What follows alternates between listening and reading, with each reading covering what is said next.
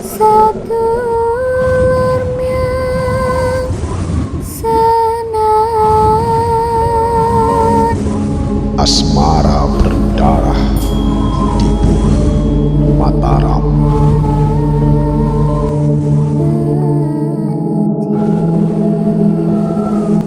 Kisah ini menceritakan tentang sebuah cinta segitiga berdarah antara sang putra mahkota dan Raja Mataram Amangkurat Agung atau Amangkurat pertama.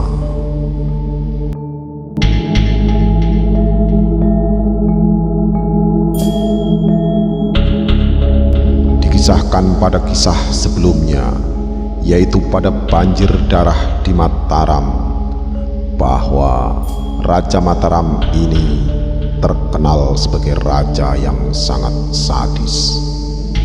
Begitupun juga tidak hanya dengan musuh atau yang berani membangkang terhadap dirinya, dengan darah dagingnya sendiri pun sang putra mahkota kesadisan ini dipertontonkan.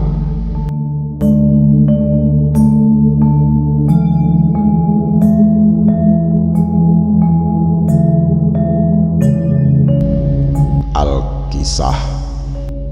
Amangkurat I yang sangat mementingkan kenikmatan duniawi ini juga gemar memelihara banyak selir. Bahkan ia juga memingit seorang gadis kecil bernama Rorohoyi. Gadis ini dibawa oleh Pangeran Pekik dari Surabaya. Kelak ketika Rorohoyi menginjak dewasa, Amangkurat I akan menjadikannya sebagai istri muda. Oleh karena itu, gadis itu ia titipkan kepada Tumenggung Wirorejo, Pangeran Lamongan.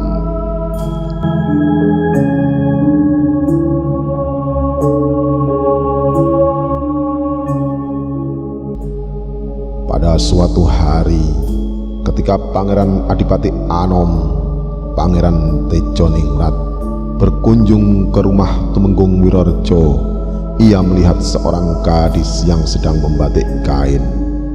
Melihat kecantikan gadis yang berada di Taman Sari Ketemanggungan Wirorejan tersebut, sang pangeran pun merasa terpikat hatinya.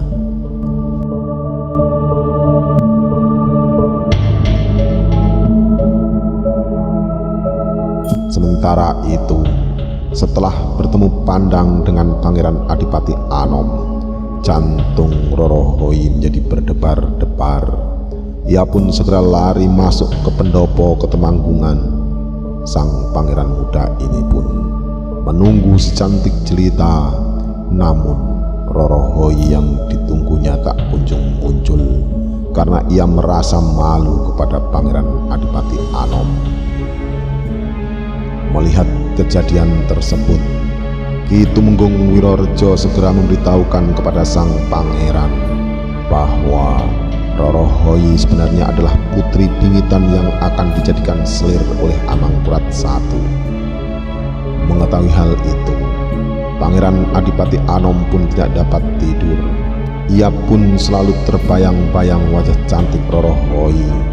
Akhirnya sang pangeran pun jatuh sakit mendengar berita bahwa Pangeran Adipati Anom sakit karena sedang wuyung dengan Rorohoyi, sang kerani atau simpanan Amangkurat I.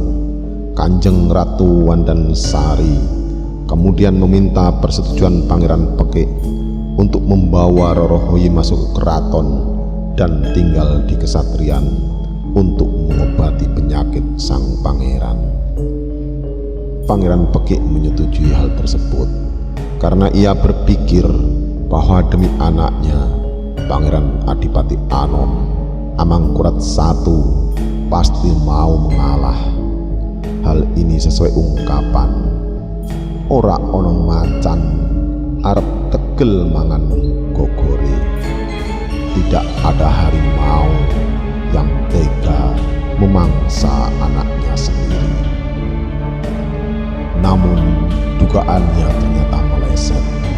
Sebab setelah sang raja mendengar bahwa Rorohoi jatuh cinta kepada Pangeran Adipati Anom, dan hal ini juga mendapat dukungan dari Kanjeng Ratu Wandansari dan Pangeran Pekik, Amangkurat I menjadi geram dan murka. Oleh karena itu, Pangeran Pekik, Kanjeng Ratu Wandansari, Pangeran Tejoningrat, Tumenggung Wirorejo, dan Nyi Tumenggung Wirorejo diperintahkan untuk segera menghadap Amangkurat I. Dalam pasewakan agung luar biasa ini, sang raja memuntahkan amarahnya. Pangeran Pekik dan Tumenggung Wirorejo pun dijatuhi hukuman mati.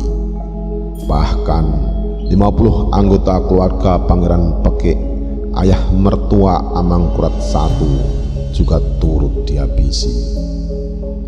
Di dalam Babat Tanah Jawi disebutkan bahwa Pangeran Pekik bersama 40 orang pengikutnya dibunuh atas perintah Amangkurat I. Sementara itu, ada pendapat yang lain mengatakan bahwa Pangeran Pekik memang berencana menggulingkan pemerintahan Amangkurat I. Oleh karena itu, ia berusaha menghubungi Belanda untuk mendukung rencananya. Akan tetapi, rencana itu segera diketahui oleh Amangkurat I, sehingga Pangeran Pekik bersama para pengikutnya dibunuh dan dimakamkan di Banyusumbur. Sedangkan Pangeran Adipati Anom diperintahkan oleh Amangkurat I untuk membunuh Rorohoi dengan tangannya sendiri.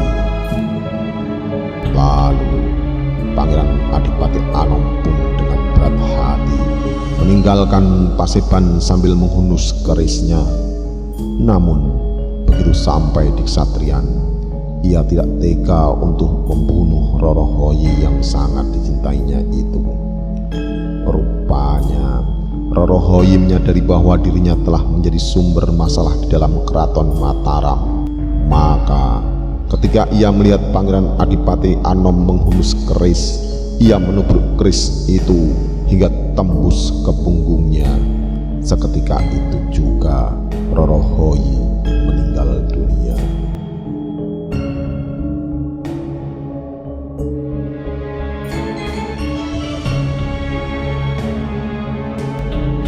Karena amarah Amangkurat I belum reda, ia pun memerintahkan agar kesatrian dibakar habis. Selain itu, ia juga memerintahkan Pangeran Adipati Anom untuk dibuang ke hutan larangan. Dengan demikian, Pangeran Adipati Anom tidak berhak lagi menyandang gelar sebagai putra mahkota.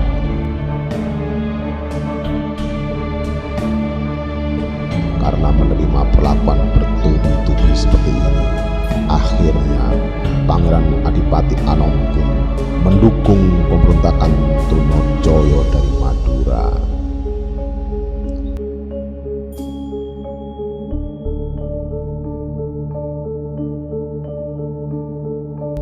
Sejak saat itu, Amangkurat I semakin tak segan untuk membunuh orang-orang di sekitarnya.